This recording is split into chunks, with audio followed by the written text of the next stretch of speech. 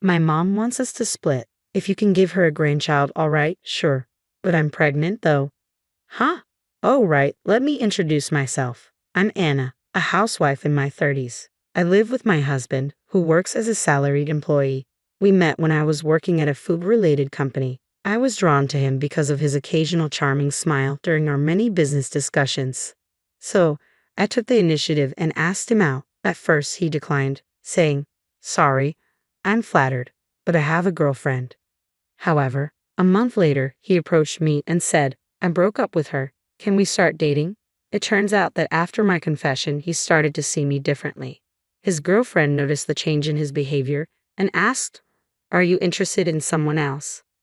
When he nodded, she suggested they break up, and he agreed. I felt guilty for ruining their relationship, but he reassured me with a smile, saying, "It wouldn't have lasted anyway. Don't worry." His words comforted me, and after dating for 3 years, we got married.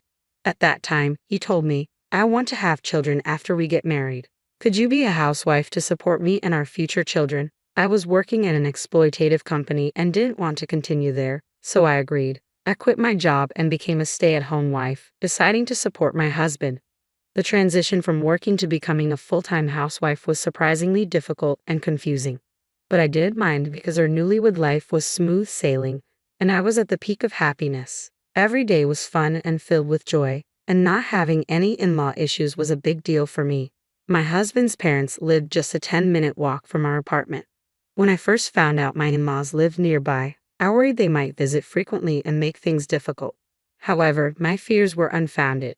My in-laws were incredibly kind, often coming over to patiently and kindly teach me various things. They never complained about our struggle to conceive and even told me, "I love you more than any grandchild. I've always wanted a daughter since our family is mostly men. Please let me love you like a real daughter."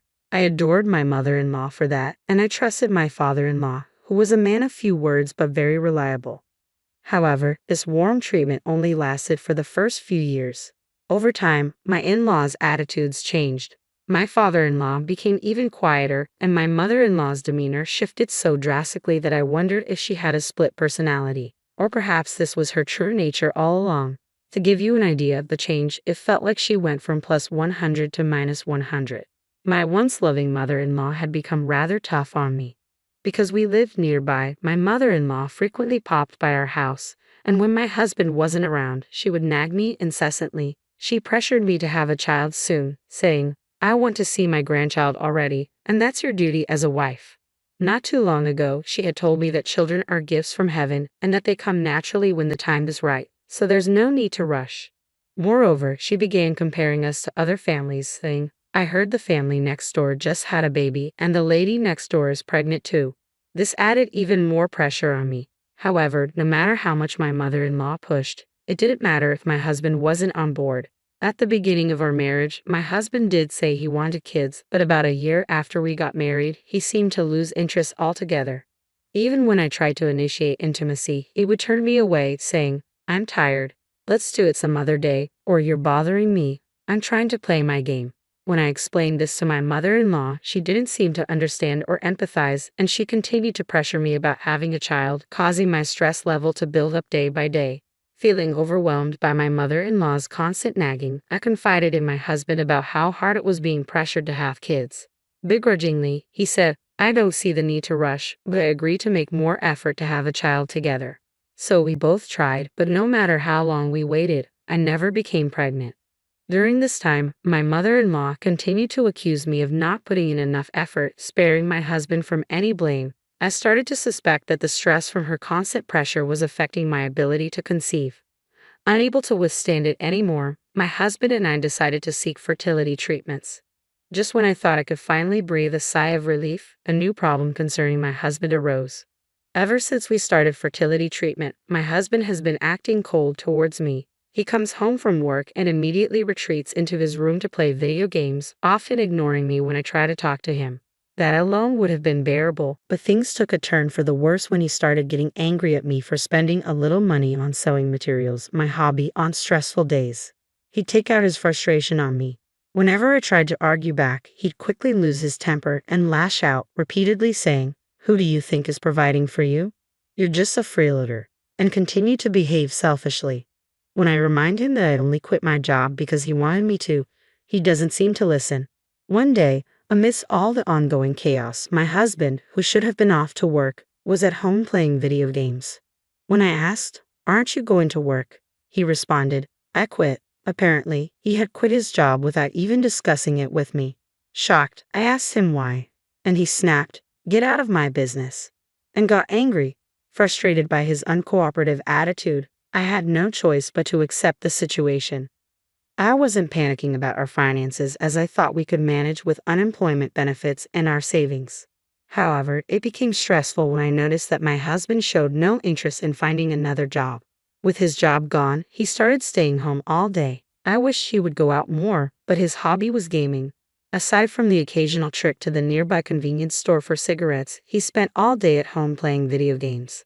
Compared to when he was employed, the time we spent together increased dramatically. If this had been back when we first started dating, I might have seen it as a good thing, having more time for intimacy. But not anymore. Spending more time with my husband, who, like my mother-in-law, had gone from being a plus 100 to a minus 100, only led to more marital disputes. Gradually, we realized that even just talking to each other was becoming stressful, leading to less and less conversation. I began to wonder, what's the point of continuing this marriage? I started feeling the limits of our current lifestyle and began thinking about ways to break free from it. One day, fed up with my husband wasting his time gaming at home, I finally lost my patience and snapped, "You're not a child. Stop playing games all the time. Find a job already." In response, my husband said, "Speaking of which, my mom told me to divorce you if you can't give her a grandchild." At that moment, I felt an unexpected gratitude towards my mother-in-law. Who would have thought she'd inadvertently assist me in this way? Ironically, I had discovered I was pregnant earlier that day and had planned to share the news that night. But now, perhaps it was best to keep that to myself, allowing me some distance from both my mother-in-law and my husband. I calmly replied, "All right, understood. Here are the divorce papers." I retrieved the already filled out documents from my drawer and handed them to him. My husband, clearly unprepared for my swift agreement to divorce, let alone for me to produce ready divorce papers, froze in surprise at the sight. His usual air of condescension vanished. He was completely taken aback. Though he seemed to struggle to say something, he felt compelled to follow his mother's advice and signed the papers without much hesitation. Throughout this process, he kept stealing glances at me, trying to gauge my reaction.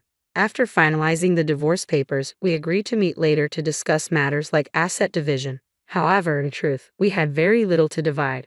My husband, known for his spending on hobbies, had poured considerable money into gaming arcades despite criticizing my spending habits. Saving money was a foreign concept to him.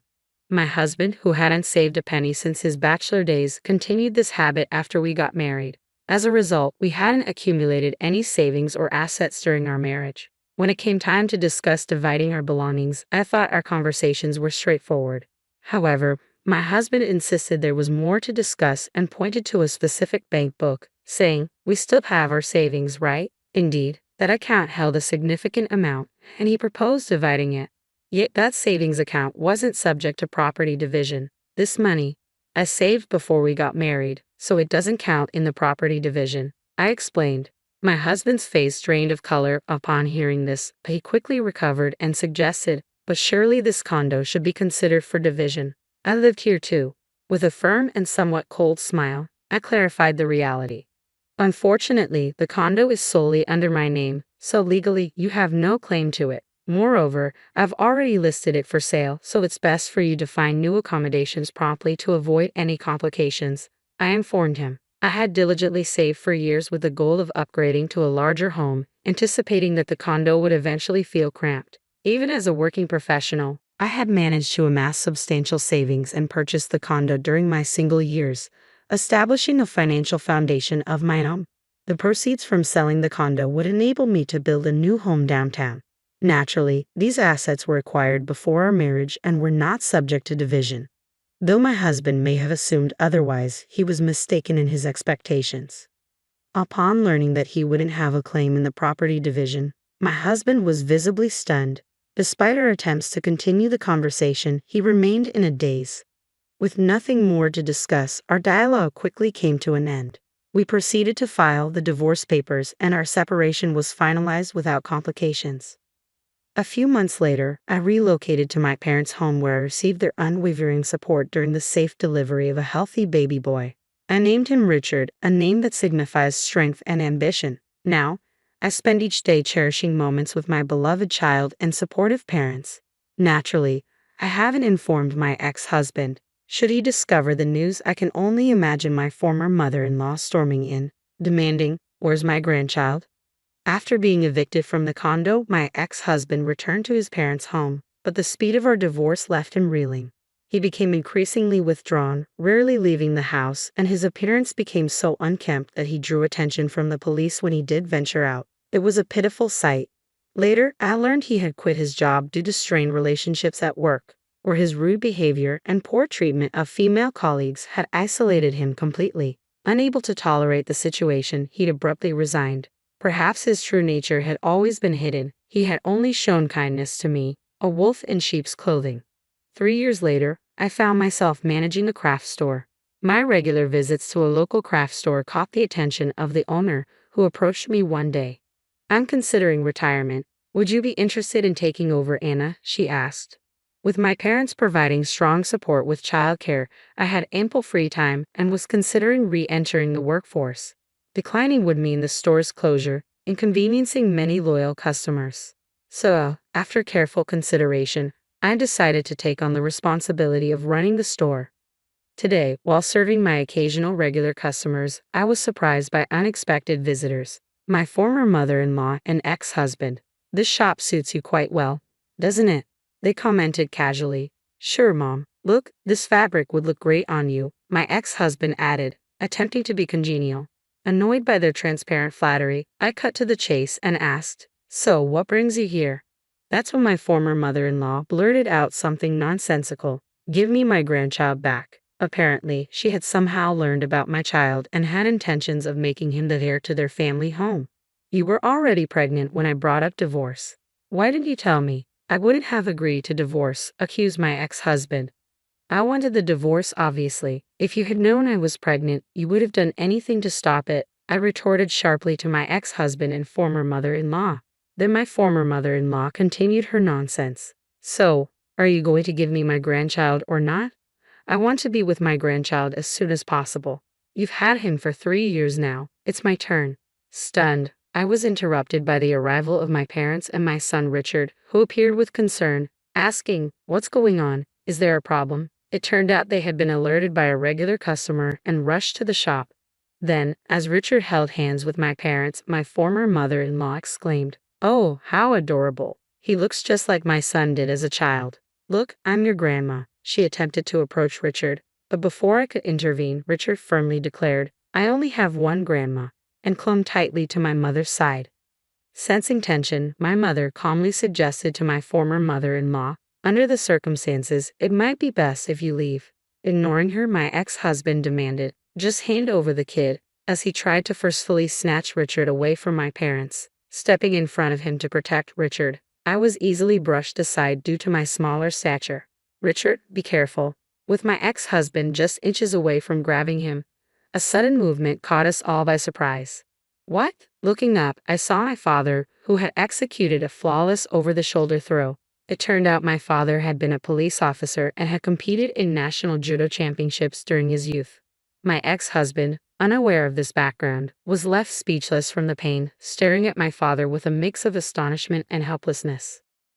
"Well then, if you plan on causing any more trouble for my children or grandchild, we may have to involve the authorities." "What will it be?" my father asked firmly, displaying his police badge to my former mother-in-law. Caught off guard, she paled and hastily grabbed my ex-husband's hand before fleeing. Since that day, I've had no contact with either of them, nor do I care to know their whereabouts. A few years later, inspired by my father's bravery, Richard expressed his desire to follow in his footsteps and become a police officer. "When I grow up, I'm going to be a cop too, and I'll protect you," he declared. Now, he's dedicated to his studies with a focus on achieving his goal. Under my father's mentorship, Richard practices judo and has gained recognition among his peers for his skill. As for me, I'll continue to support and watch over my beloved son as he grows.